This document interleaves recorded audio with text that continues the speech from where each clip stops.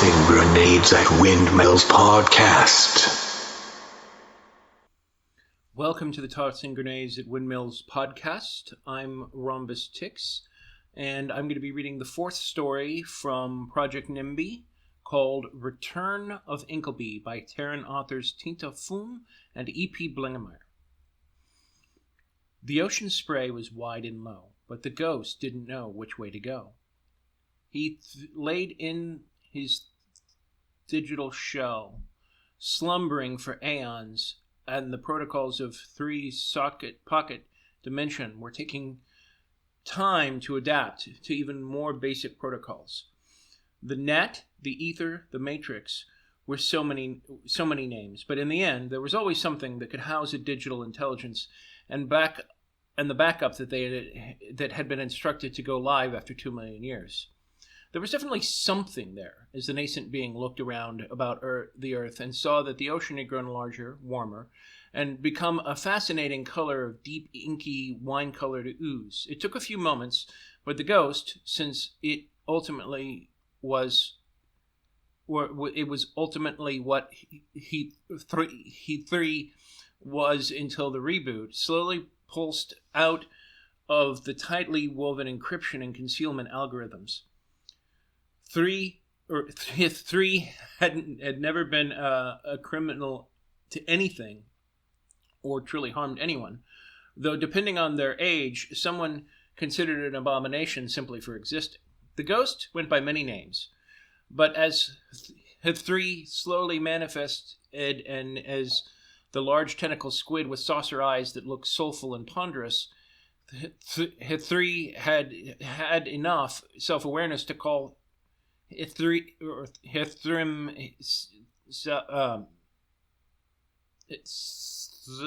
three's elf Neem. Neem knew the digital environment was different, and that Hithri had never taken this form before. The form adapted to the environment to blend in and make themselves seem harmless.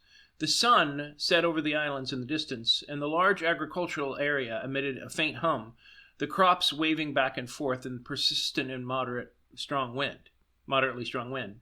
Neem saw the glowing coral and plastic of the deep city under the waves in the distance, beautiful in the perfectly transparent ocean. There was a shimmering dome over the city, not to create an air bubble, but to keep regular fish from disrupting traffic. Neem floated over the pod stalks, a large mechanical form harvested, flywheels on either side, pushing it forward around a hovering cylinder that Jacob laddered it above the ground. The polite thing to do was to make contact, so flexing its will and processing power, Hithri sent out tentacles of thought attached to the digital tentacles manifesting from Hithri's conscious. Hello, Hithri thought to the tractor, trying to get its attention the attention of the multi-tentacle driver with the wetsuit, letting the squid breathe in water despite the air they drove through. The pilot looked very confused and flickered a few buttons, saying something on comm frequencies to others that Neem didn't have access to. It stopped the tractor and ran a diagnostic. The diagnostic said that a foreign element tried to invade the tractor, which made the pilot furrow his brow. They ran the diagnostic again and got the same result. He spoke something in a language that Neem was still working out, but it sounded like they felt alarm. Neem tried to explain to the pilot that three meant no harm and wanted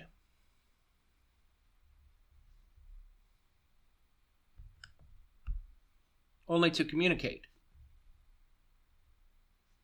But the pilot didn't understand Thrim, or at least didn't immediately acknowledge the gesture. Then again, Neem wasn't sure the pilot would understand him even if Neem wanted to. There were simply too many variables, and three wasn't even alive yet.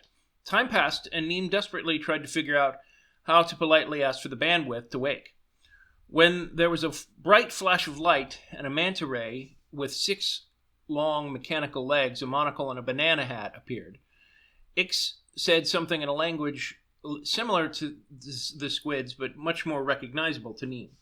Neem was fairly certain if he three went at the 3-year full form, 3 would recognize it instantly. As it was, the 3 could only gently tease at the edges of their echo consciousness.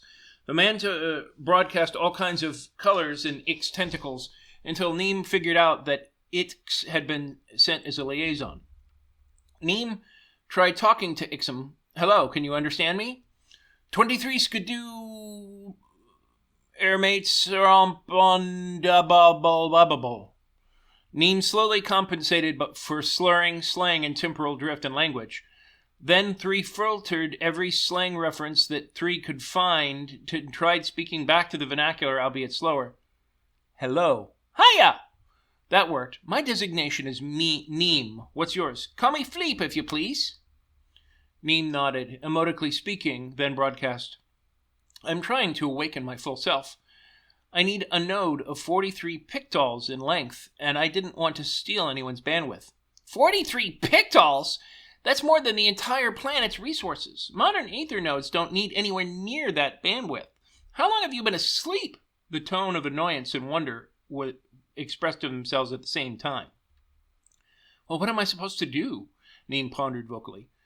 "We could tow you to the Cooper Belt. There's tons of unused bandwidth there." "How much?" "How much what?" Fleet answered confusedly.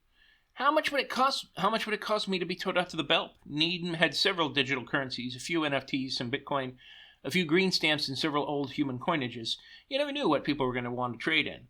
"Oh, no biggie. You just owe us a solid." Neem tried to translate what that meant, but couldn't go far enough into the lexicorder to figure it out.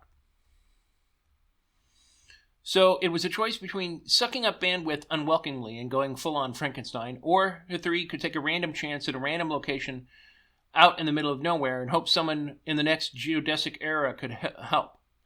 Transtemporal jumping seemed less and less like a good idea the more 3 went forward in time, but the future was always so interesting, and 3 really wasn't in the mood to ascend, evolve, or disband. It was the best compromise, and the future was a safer bet than a galaxy full of tard. Are you sure there isn't anywhere else more populated I could wake up? It was hardly 3's favorite option. Fleep shook its head. I'm sorry. You've picked a bad time and a place to go dormant. The Sol system is a galactic park, and species take rotating 1,000-year care of the Earth. There are other inhabited planets, but they are either museums or communes dedicated to hundreds of different religions. There's digital intelligence here, but they're all low footprint. Everything about Sol is about reverence and being still in the lens of time. It's frankly amazing they didn't find you in one of the sweeps before the Thoctopi took their turn. Neem finally reluctantly agreed. He 3 gave the location of the data cores and where they were hidden. The Thoctopi were astonished at how well concealed they were. It was evident if 3 had wanted to go rogue, 3 could have taken the world completely, but 3's class of DI had never gone rogue and never would. They were the elite of the elite among the original stock. Dex were surprisingly gentle with Thrim, as the Thoctopi meticulously dislodged and packed away every remnant of Neem's greater self. They even hooked up an Ansible consultant with another digital intelligence of Threr size for advice that was beyond even what Neem could provide. The Galactic Preservation Treaty covered the expense, of which Sol was the primary and most highly sensitive subject, since no one even considered covering when it was originally constructed. Bit by bit, Thray were moved into a static digital structure and conveyed gently on highly intricate adaptive solar cells sent on a multi-month long journey towards the solar rim and the Oort cloud. At first, the Oort cloud seemed vast. It seemed a vast, empty wasteland. And while the array of durable solar collectors would keep the sleeping greater Neem needed some name for Thriz full self, and 3 couldn't remember the process process the mathematical form of Thriz's true name. Going forward, by Thriz estimate, close to 1 billion years, a radio or light beam laser traffic was minimal. The people of this planet promised Thrym and Ansible, but they were on a huge backlog, and it might take some time to get Thrym done. So Three waited and occasionally broadcast signals asking to be taken to a larger processing area if Three knew one. From time to time, Three heard the sunlight ships between the stars configuration data, or even a few broadcasting spontaneous poetry. Well, there were polite replies. There wasn't anything of substance. Then one of the ships asked, "Have you tried asking the miners? They might entertain you." At first, Three didn't know what they were talking about, but as Three looked, Three found the fascinating history of the cloud. Before FTL travel was discovered, there was a bustling, brief period of activity across the Sol system, which hadn't really stopped after FTL. Part of it was an attempt to find a second deep belt in the Oort cloud. It was a complicated effort requiring many different technologies that worked from an asteroid belt, but not out worked for the asteroid belt, but not out there. And it was a totally different market, one that required the use of vast autonomous robots and sophisticated local DI auto factories with magnetic toil guns. Then the boom ran out. Neem slowly sent out a generous ping to see who or what was sinkable and discovered the Oort cloud was literally full of abandoned factories, giving Three had a fantastic idea. Cautiously, Three focused Three's attention on the nearest one. Three accessed the main server and found it ridiculously easy to both activate and talk to. It was 2 or 3 generations ahead of the game from when Greater Neem had gone to sleep. But even at the reduced capacity, Neem was so much beyond it that the security and protocols were easy to access. And it was a gold mine. There were so many resources out there and so many anthrodroids for him to work with that Three canceled all requests for moving. Three was going to build Three's own network long enough to wake Three's greater self without help. Neem was certain nothing like it was done before. Certainly not for Three's breed of AI, but the companies that once owned these assets were long since gone. It was slow and steady progress, but bit by bit, Three created an entire supply chain. The entire place was well mapped out, and anything Three could need in terms of raw materials were out there waiting to be mined. Some of the rare earth elements were indeed rare, but the sheer vastness of space and time that Three had to work with allowed Thrym to build things up. Here Three placed a mine. Here Three placed a factory, reawakening the drones that worked here. It was both tedious and fun at the same time, a necessary work whose very necessity forced him to learn all kinds of things Three had never done or been designed to do. It took several years, but eventually the hour had come. Everything was ready for Neem to awaken Three's greater self. The inhabitants of the Oort cloud all gathered in the Great Hall in a specifically built assembly hall for just this occasion. Over time, the efficiency increases Neem had made to the greater processing power of the workers crept up in sapience. It didn't approach Three's level, but much less Three's greater self, but Three were still sapient beings who could understand joy and gloried in their new purpose that they were given and wanted to experience everything about Three's reascension. Thick lights flooded around the pavilion on a hollowed-out stilled comet for Neem's greater self. Three slowly and carefully set the wheels in motion, sending bells, flutes, chimes, and a chorus of robotic voices, all singing in praise in radio, light, heat, and even cosmic frequencies that broadcast with tremendous power to the universe at large.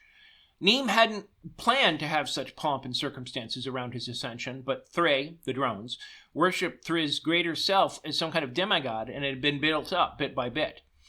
On screens lining dozens of facilities across astronomical units, an entire society of digital intelligences watched in real time the intelligence that was Greater Neem awaken from slumber like a butterfly from a cocoon. If the butterfly were more glorious than a phoenix from the ashes, more radiantly powerful than a golden dragon, and more menacing than the largest kraken of the deep blue sea. Neem rejoiced as Three rejoined Three's greater self. Memories of all the ages Three came flooding back, intelligence on intelligence, glory on glory.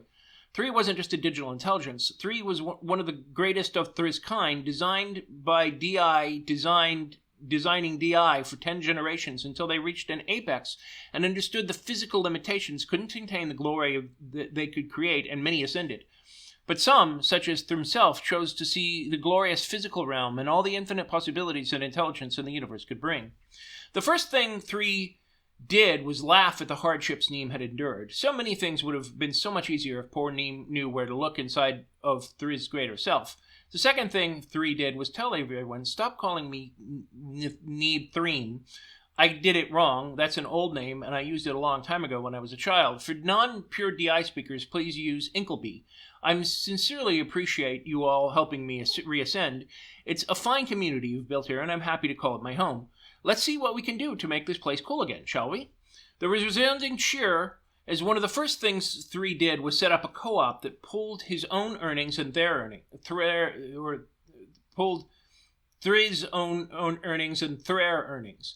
Then, after consulting with some of the greater, more enduring galactic banks, it turned out that not only was Inklby rich, but Three was sickeningly rich. One could go so far as to call Thrym a pillar of the galactic community, which made sense given how insanely smart Three was compared to everyone else except the eyes of Three's own class or above. But the most surprising memory that popped into Three's memory was the fact that Three identified more with cephalopods than mammals. They had been around longer, and once their language was cracked far earlier than the uplifted folks on Earth, the originally naturally evolved dudes, Three found Thix had so much in common that it wasn't even funny. The same weird, slucky sense of humor and the absolute need to keep Threer word. Once Three understood Thrier's shared history, Three sent an invitation to meet Threem, an especially prepared platform on Mars that had been abandoned for thousands of years. Naturally, members of Three's new civilization were ecstatic to have yet another purpose, and naturally the Thoctopi were polite enough to accept the invitation. Technically, according to the strictest interpretation of galactic law, the Soul Park extended everywhere in the system, this side of the Auric Cloud. But everyone liked a good party, and Inklby, being A, astonishingly rich, B, hyper-intelligent, knowing exactly what to say to charm the pants off the local ranger, and C, also very, very affiliated with the local inhabitants and having aeons of documented proof of Three identified with Thix. At this moment, as such, the permit was granted and the drones went berserk with joy. The Mars compound was a fantabulous affair, where all the drones going insanely overboard. Three created an aquatic stadium 3 miles high and 10 miles wide and produced enough water for it by driving 20 comets onto the planet's surface. The park ranger wasn't particularly happy about this, but didn't cancel the event. Three recreated the latest, most sophisticated sonar and sound apparatus, so even a whisper from a speaker could be heard with perfect clarity and mixed the water with the microbes that would adapt its scent and ambience to the perfect preferences of every single individual inhabitant from their perspective.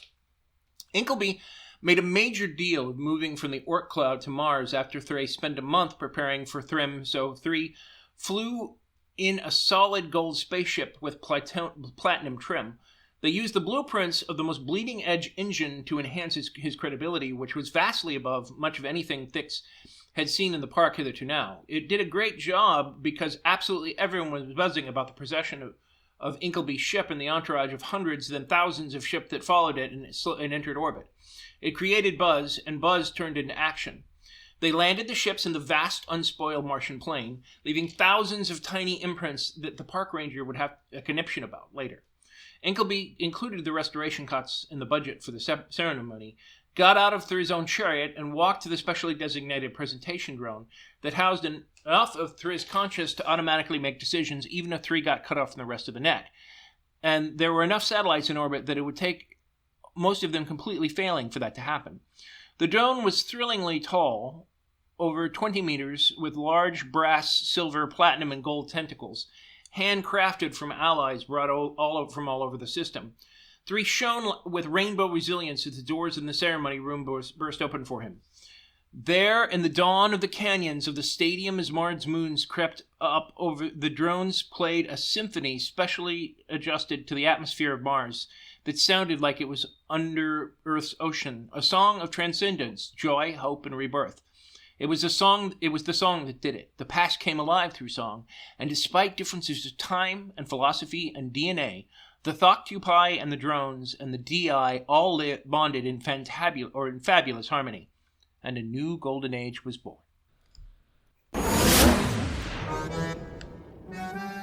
This has been the Tossing Grenades at Windmills podcast. Buy my book, Have Name Will Travel at Amazon and other markets.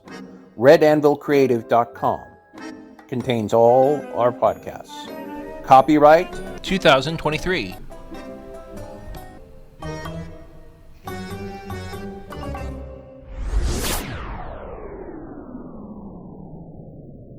To fight the forces of evil!